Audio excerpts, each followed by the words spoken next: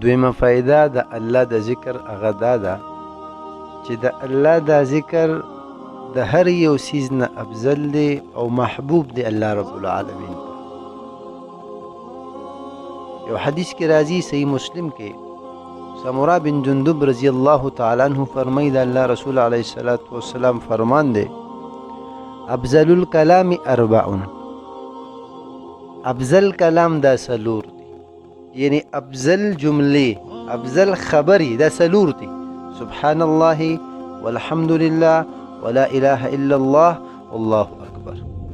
یعنی دا د الله ذکر دی. سبحان الله کی پاکی دا الله دا، الحمد لله کی حمد و ثنا دی، لا اله الا الله دا الله رب العالمین د وحدانیت اقرار دی، والله اکبر او د الله رب العالمین لوی بیانول دی.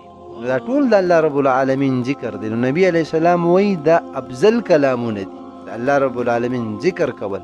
او بل روایت کې دی احب الكلام الى الله اربعون. الله رب العالمین ته محبوب کلام دا سلور دی، سبحان الله، الحمد لله، الله اکبر، ولا اله الا الله.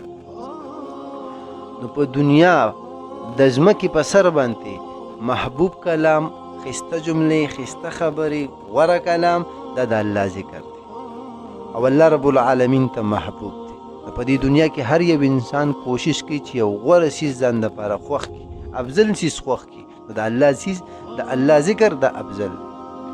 او هر یو انسان خاص کر د مسلمان دا کوشش وي چې د الله محبوب جوړ شم. نو چې د الله کوم سیز خوښ دی هغه ته اختیار کا، ان شاء الله ته به د الله رب العالمین محبوب